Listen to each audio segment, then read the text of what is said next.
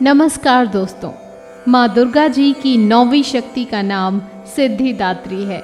ये सभी प्रकार की सिद्धियों को देने वाली हैं। नवरात्रि पूजन के 9वें दिन इनकी उपासना की जाती है। इस दिन शास्त्रीय विधि विधान और पूर्ण निष्ठा के साथ साधना करने वाले साधक को सभी सिद्धियों की प्राप्ति हो जाती है। सृष्टि में कुछ भी उसके लिए अगम्य नहीं रह जाता है।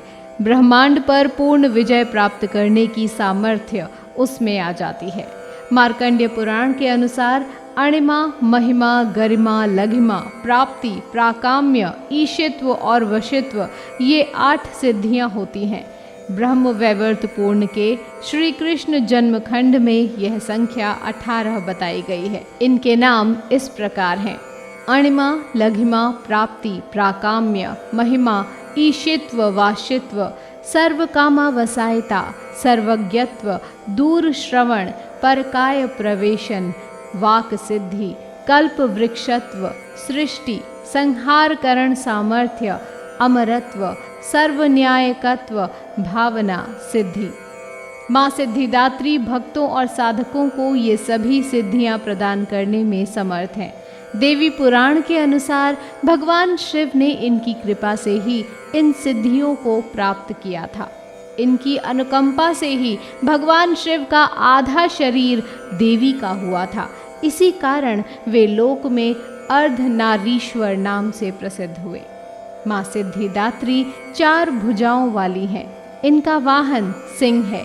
ये कमल पुष्प पर भी आसीन होती हैं। इनकी दाहिनी तरफ के नीचे वाले हाथ में कमल पुष्प है। प्रत्येक मनुष्य का यह कर्तव्य है कि वह माँ सिद्धिदात्री की कृपा प्राप्त करने का निरंतर प्रयत्न करे, उनकी आराधना की ओर अग्रसर हो। इनकी कृपा से अनंत दुख रूप संसार से निर्लिप्त रहकर सारे सुखों का भोग करता हुआ वह मोक्ष को प्राप्त कर सकता है। नवदुर्गाओं में माँ सिद्धिदात्री अंतिम है। अन्य 8 दुर्गाओं की पूजा उपासना शास्त्रीय विधि विधान के अनुसार करते हुए भक्त दुर्गा पूजा के 9वें दिन इनकी उपासना में प्रवृत्त होते हैं। इन सिद्धिदात्री माँ की उपासना पूर्ण कर लेने के बाद भक्तों और साधकों की लौकिक, पारलौकिक सभी प्रकार की कामनाओं की पूर्ति हो जाती है। सिद्धिदात्री माँ के कृपापात्र भक्त के भीतर कोई ऐसी कामना शेष बचती ही नहीं है जिसे वह पूर्ण करना चाहे।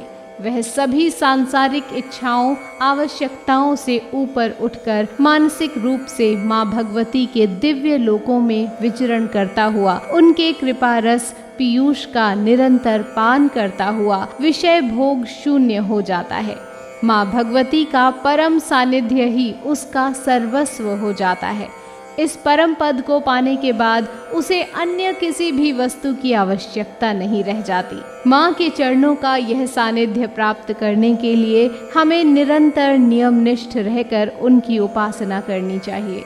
माँ भगवती का स्मरण, ध्यान, पूजन हमें इस संसार की असारता का बोध कराते हुए वास्तविक परम शांतिदायक अमृत पद की ओर ले जाने वाला है। इनकी आराधना से जातक को अणिमा, लघिमा, प्राप्ति, प्राकाम्य, महिमा, ईशित्व, सर्वकामावसायिता, दूर श्रवण, परकामा प्रवेश, वाक सिद्धि, अमरत्व, भावना सिद्धि आदि समस्त सिद्धियों, नव निधियों की प्राप्ति होती है। आज के युग में इतना कठिन तप तो कोई नहीं कर सकता, लेकिन अपनी शक्तिनुसार जप, तप, पूजा अर्चना कर कुछ तो माँ की कृपा का पात्र बनता ही है। प्रत्येक सर्वसाधारण के लिए आराधना योग्य यह श्लोक सरल और स्पष्ट है। माँ जगदम्बे की भक्ति पाने के लिए इसे कंठस्थ कर नवरात्रि में 9वीं के दिन इसका जाप अवश्य करें।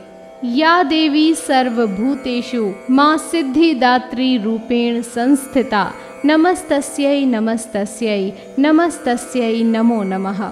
अर्थात हे माँ सर्वत्र विराजमान और माँ सिद्धिदात्री के रूप में प्रसिद्ध अम्बे, आपको मेरा बार बार प्रणाम है, या मैं आपको बार बार प्रणाम करता हूँ। हे माँ, मुझे अपनी कृपा का पात्र बनाओ। जय माँ सिद्धिदात्री।